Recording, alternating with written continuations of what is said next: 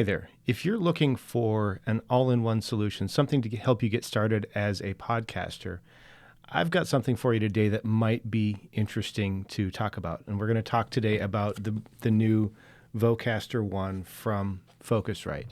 Now, before we get into this, I do want to mention a couple things.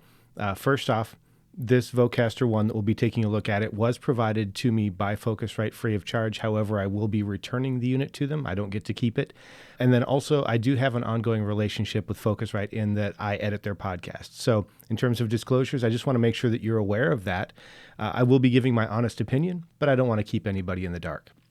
So in terms of the Vocaster and why I'm talking about it here, one of the things that I think is really cool about it is that it's really designed to help you get up and running pretty quickly, which is something that I really appreciate for podcasters. Now, in terms of what comes in the box, I'm going to go ahead and open it up. You do get the Vocaster One, which I'll take out and we'll take a look at. There's the Vocaster One, and then it comes with a little bit of documentation, and then it also comes with, if I can get it out of the case, it comes with a USB-A to USB-C connector, so that it comes with what you need to get started. Now, in terms of the actual unit, we'll be talking about, if I can get it on the screen there, we'll be talking about that in a second. But there are some other things that come with the Vocaster as well. Now, this is the Vocaster One, and then there's also a Vocaster 2. So we'll take a look at the website for that. So we've got the Vocaster One. This is what I've got, and this is designed for a solo show or somebody with one host in a single space. You can also do some interviews and stuff. We'll talk about those features in a sec. And then also the Vocaster 2, which is designed for two people in the same space, and it has a couple of extra features. We're really going to focus on the Vocaster One, but those are both available. And then I mentioned that it's designed to help you get up and running quickly. If you want sort of a all-in-one box solution, the Vocaster One, they do have a studio bundle that comes with a microphone, the cables to connect the microphone to the interface, and then it also comes with a pair of headphones. The Vocaster 2 has a studio option that comes with a different microphone. It comes with the cables and then the headphones. Just as a note, though, the Vocaster 2 does handle two people. However, it only comes with one microphone if you buy the studio, so you do have to provide your own additional microphone. And then other stuff in terms of what comes with it to help you get up and running. The same basic package is available for both the Vocaster 1 and 2, but it comes with Hindenburg Lite, which is the audio editing software that I use. In fact, I'm using it right now to record, and it comes with that. It also comes with 3 months of Squadcast Pro Plus video, so if you want to connect with your guests over the internet and record, that's designed to help get you a really high-quality recording of the audio from both sides and the video as well. And then you also get 6 months of Acast Influencer for publishing. So this is really designed to help you go from recording, whether you're recording into Hindenburg or using Squadcast, editing in Hindenburg, and then publishing to Acast, and you've got 6 months of that. And then also, if you want to try out Hindenburg Pro, which is what I use, you can try that for 6 months for free, and then Hindenburg has either a perpetual license or a rental or a monthly fee available, so you can do that. Now, in terms of the actual unit, I do want to go over what comes on the unit. So if we focus on the top of it first, if I can get this on the screen, we have an input level knob. This is a gain knob, which adjusts your input level, and it just twists. It's pretty cool. But then there's also something I've not seen before, and this is an auto gain. You press that button, and then you talk in your normal voice for about 10 seconds, and it will set the level for you at a level that is going to give you a nice clean signal so that you've got something to work with. It's not too low, but it's also not too high. There is some processing available on board that's controlled by some software, and then you've got this on and off button right here to turn that on or off. And then you've also got a mute button, which is something that I don't see a lot on interfaces like this. I'm really glad to see that. And then there is one volume knob right here. This controls the headphones, and then there's also, when we get to it, there's also an output for studio monitors. Now, one thing that's not really my favorite about this unit is that this volume controls both. So in my case, my studio monitors are set with the level a little bit low, and that's intentional so that I don't wake up the kids when I'm editing. But when I flip on headphones, then my headphones are too loud. So that's been kind of an ongoing back and forth thing. And then also there's nothing on board to mute the studio monitors. That is available in the software, but not on the studio monitor. So that's something that you'd have to take care of using the software. On the front, there is a single headphone jack, and that's a 1/4-inch jack, and it will just take your regular headphones. Then on the back of the unit, this is where things get interesting, especially for an inexpensive unit like this. First off, we do have this input for the microphone. If you're not super nerdy, you may not know what preamps are, but preamps are what take the output level from the microphone and bring it up so that it's loud enough for you to record. And this is designed to give you enough input level or gain to run most of the really gain-hungry microphones that are out there. Specifically, we would think about studio microphones like the Shure SM7B as kind of the classic example, where most interfaces in this price range don't have enough level to drive that. So that's something that's available. We do have a pair of outputs for studio monitors, and I do use those. There is, if I can go the right direction, an output to camera. So if you want to run this unit directly to a camera and record right on that camera, then you can do that. You've got your USB-C connector. The one that comes in the box is USB-A on the other end. Of course, you can use your own USB-C if you'd like. A power button, also something I've not seen on a lot of units, and I'm super happy to see that so that you can turn it off without having to unplug it or power down your computer. On the top, we have an input and output for a phone or a second computer, something that has one of those all-in-one connections. In the audio world, we would call that a TRRS, or a 4-pole connector, which is a great feature so that if you want to record a phone call with a friend, or if you want to record a Facebook Messenger call or something like that, you can do all of that. And we also have this 48-volt phantom power. So if you want to, you can run a condenser microphone. I typically use a condenser microphone. I'm actually using this microphone for the demonstration because it's the microphone that I have that requires the most input level. Now, obviously, I'm not using this interface at the moment. I'm running it through a different interface that I typically use. That one doesn't have enough power to run this, so I'm actually having to run a gain booster. But when I plug this in, you're going to see that it has just enough power to run that without any issue. So I'm going to go ahead and turn off the video, plug things back in, and then I'm going to set the auto gain, and then I'm going to get back in, and we're going to start talking about how this thing works, all right? All right, we're back. I have plugged in the Vocaster, and I've set the level using the auto gain, just like I said I was going to do. And now we're going to talk about some of the additional features and kind of give you a little bit of a walkthrough of some of the other stuff. I mentioned that it comes with some software like Hindenburg, so you get that access to Hindenburg. Now, if you have Hindenburg Pro, one of the cool things is that you have really full access to all of the channels here, right? So I'm on the host. I'm not going to change anything here, but I'm on the host microphone. There's an aux input. That's that one that we talked about hooking to the phone. We've got a couple of loop back things, some for sending video calls, a show mix, all of that stuff. And then you've also got, if you want to do a stereo mix, you can do your stereo loop back, all of that stuff. So all of those features are there so that you can select it the way you want to use it, which is super cool. Now, in terms of the software that comes with it, I think this is a nice addition. There are some other companies that have started putting out things like this, and I'm really happy to see this kind of thing. We talked about the auto gain. I'm not going to run it right now because if I run the auto gain, then it would mute me while it's doing that. But I would just press that and talk for about 10 seconds, and then it would set that level. And it would set it at a nice, healthy level with enough room for me to get loud if I want to get loud and still getting a good signal overall. This microphone that I'm using, this is the Samson Q9U. It is not a Shure SM7B, but it is the closest I have in terms of how much power it needs to run it. It's pretty darn close. It's not exactly the same. And you can see if we look at this gray bar right here, which is where it set the input level, there's plenty of room before it's maxed out all the way over here at the right.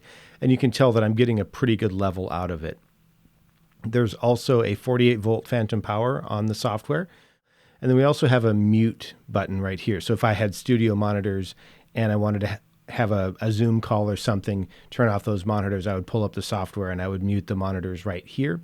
I do wish that there was a way to do that on the unit itself. If there was maybe a push button or something, like if the volume knob would mute it or something, but that's not available. I understand these are design decisions. That's just something that I would have liked to have seen. And then we also have a mute button for the microphone, for the input. And we've also got this mix section, which we'll talk about in a second. Actually, let's do that now. So we've got our various inputs. We've got the host. That's where I'm talking right now. If we had that phone jack thing connected, then we would have that aux. We've got actually 2 different loopback channels. So if you wanted to connect to one person over Skype and one person over Zoom, that's supposed to be possible. I haven't really looked into how to do that. And then we have a show mix, which would be a mix of everything. Each of these has its own independent level, so you can set the level the way you want it to be in your mix. You've also got individual mutes that would mute those. Now, in terms of the processing, I mentioned there's some processing that happens in the unit. On the front of the unit, we've got the little magic wand that looks like that, and it just turns it on and off. I kind of wish it would cycle through, but I understand that's a tough thing to do with just a single button, so I get that.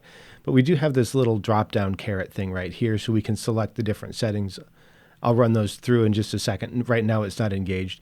And as I think about it, it's probably not that big a deal because most of the time, if you find something you like, you're just going to stick with it and you'll just be turning it on or turning it off. But that's how it works.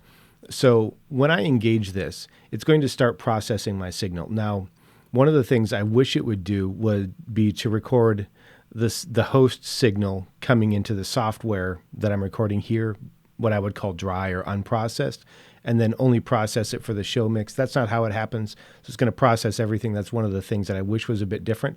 But I'm going to run through these different settings just so that you can see them. I probably should have had something prepared, but I didn't think that far ahead.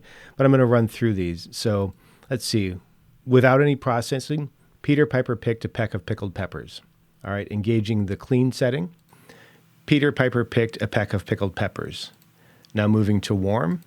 Peter Piper picked a peck of pickled peppers. Now moving to bright. Peter Piper picked a peck of pickled peppers. And moving to radio. Peter Piper picked a peck of pickled peppers. And back to nothing. Peter Piper picked a peck of pickled peppers. Now, as I engage those different types of processing, you should have noticed a little bit of difference in the warmth of my voice, but also what I would call the in-your-faceness or the closeness of my voice. What it's doing is it's applying some level of audio compression, making the overall levels a little bit louder without creating audio issues. And then I believe that there's some kind of equalization or frequency response thing going on there. Haven't really dug too far into that. I've tested all of these. Of the ones that are there, I think that I like the clean the best, but I'm actually not a huge fan of any of them. If it was just me, I'd probably process my voice a little bit differently. So I've left it off. Now, the part about this that would be cool is if I could select some kind of processing for a live stream and still record the audio later. I do some live streams with like the Podcast Editors Mastermind where it might be nice to apply processing for the stream and not for the recording. So that's one of those things that would have been nice to have. But I really like that it's available. And I'd like to say that if you find one that you do like, don't let the fact that I didn't like it that much stop you from using it. I think it's there to be used. I really love these loopback features, and the auto gain, I think, does a great job. It actually set the level a little bit lower than I might have set it myself. However, I would say that that's not necessarily a bad thing because I tend to speak at a generally consistent level. Not everybody does. And so I think you have to make some allowance for people that have a tendency to get loud and then get soft and then get loud. And so I think that they've done a great job of trying to dial that in. So my overall thoughts on this, I think this is a great little unit, especially if you're a podcaster, a streamer, a podcaster and a streamer, somebody like that who is just starting to get into this and you want an all-in-one solution that will allow you to do interviews and to stream live and to do all of that kind of thing. I think the Vocaster One or the Vocaster 2 is a great option to consider, especially if you're really wanting to buy everything in one box, get it with a microphone and all of that stuff. I think that Focusrite has done a really great job of putting together something that has what you need to get started. You get the interface itself. You could potentially get a microphone and headphones, so that gets you going. You have Squadcast for 3 months to record your interviews. You have Hindenburg to edit and to publish. You have Acast for hosting. I think they've done a great job of putting something all together for you. If you're somebody who needs an on-the-go unit, but you still want to record to your computer, I think it's a great option as well. It's a very light unit. It's not super heavy. I do wish it had some kind of onboard recording to an SD card or something, but I understand it wasn't intended to be a field recorder. It's an interface, but that would have been a nice to have. And then if you are recording a show with 2 people, just you and a co-host or something where you sometimes bring in guests or you stream live or things like that, I think this is another great option for you. In that case, you'd want the Vocaster too, but I think that's a great one for you to consider.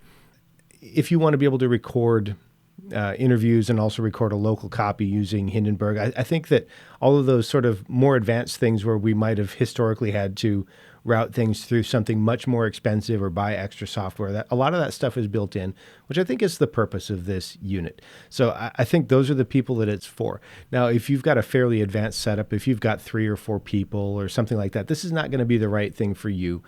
So just kind of bear that in mind. Again, I want to say thank you to Focusrite for providing this to me. As I mentioned in the opening, I do have an ongoing relationship with Focusrite. I did provide them some feedback, some of it things that I like, some of it are things that I didn't like, but I did inform them of that. However, they don't have any say in what I put in this video. You got my honest opinion for that. If you want to pick one of these up, I do have a couple of affiliate links that I'll leave in the description if you'd like to go order them from that. That will benefit me a little bit. If you don't want to, that's no problem, of course. And then also, if you're wanting to get started with Hindenburg because you're getting a Vocaster One and you're thinking, hey, Hindenburg comes with it, I want to get up and running, I do have a course for people getting started with Hindenburg Lite.